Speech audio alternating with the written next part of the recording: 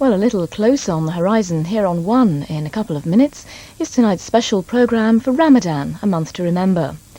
And looking ahead again, this is the shape of tomorrow night on One. At 7, Wogan's special guests are Connery, Sean Connery and Nick Faldo. And at 7:30 there's a secret mission worthy of any 007 for Lee Marvin, leading a group of ex-convicts to assassinate a high-ranking Nazi in the Dirty Dozen.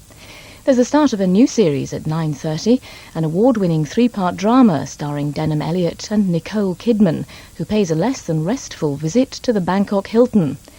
At 11:05 we're invited to celebrate the birthday of one of the music business's greatest performers, Stevie Wonder. And finally, at midnight, if your nerves are in good shape, join us on Blood Beach for sun, sand, and something decidedly scary. Friday night on One. Something else decidedly scary now, and that's the weather forecast. It'll be a cold night everywhere with ground frost in a few places. Tomorrow, England and Wales will be cool and mostly cloudy with rain in places. Scotland and Northern Ireland will be brighter and mainly dry. Northeasterly winds will keep temperatures below normal in many eastern areas. Now we continue our series for Ramadan.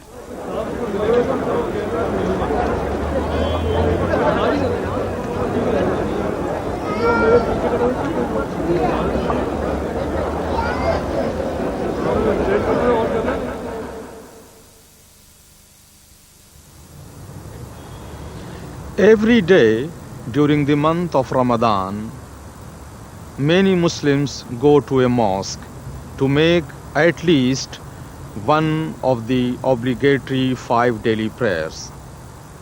That's especially true on a Friday when Muslims pack this place to attend the midday prayer.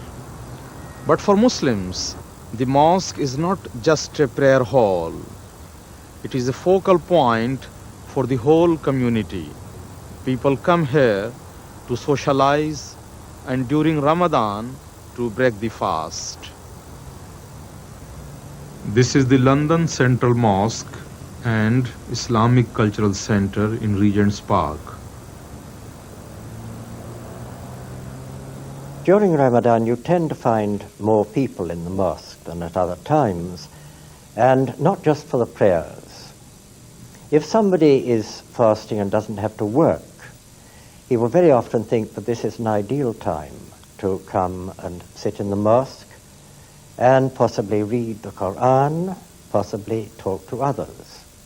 Sometimes you may come across people who feel fatigue or people who feel nervous because they didn't smoke the whole day or they didn't eat the whole day or they didn't drink the whole day. But on the other hand, you find some people, you see, reminding them, you are fasting and you should not damage your fast. And, fasting doesn't mean that you should take liberty to, attack people or just behave with them discourteously and so on.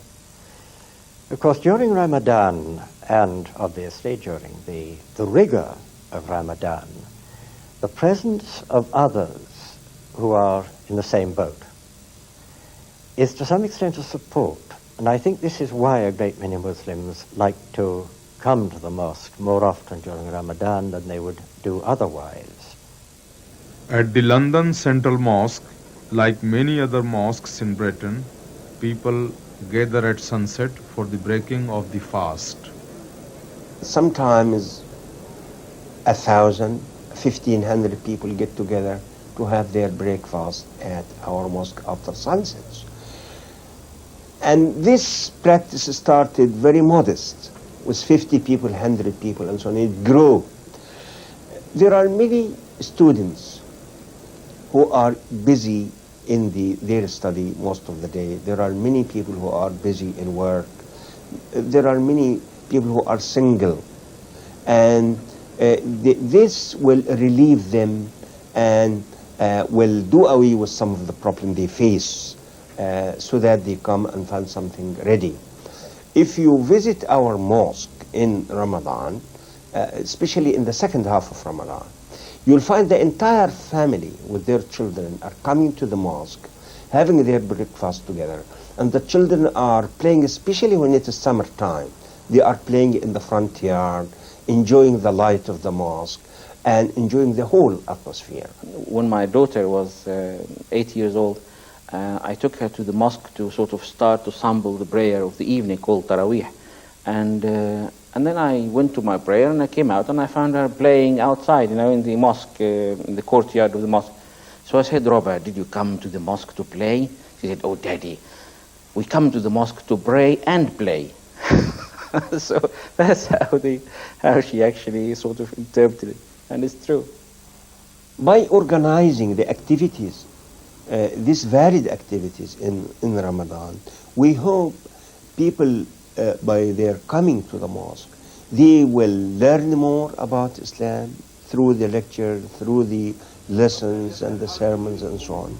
Also, when they come to the mosque and breathe that spiritual atmosphere in the mosque, we hope that will leave its impact on them after the month of Ramadan as well. The Wembley Mosque in northwest London is a marked contrast to the Central Mosque. You will find that most mosques throughout United Kingdom are like this. They're not purpose-built. It's usually a house, and the internals of the house are converted to meet the requirement of the community. In this particular area, you have the local factories, you have the local offices, and of course the mosque is in the center, so the lunchtime prayer is just ideal for them.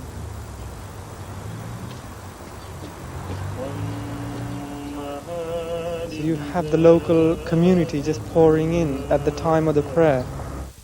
Allahu Akbar.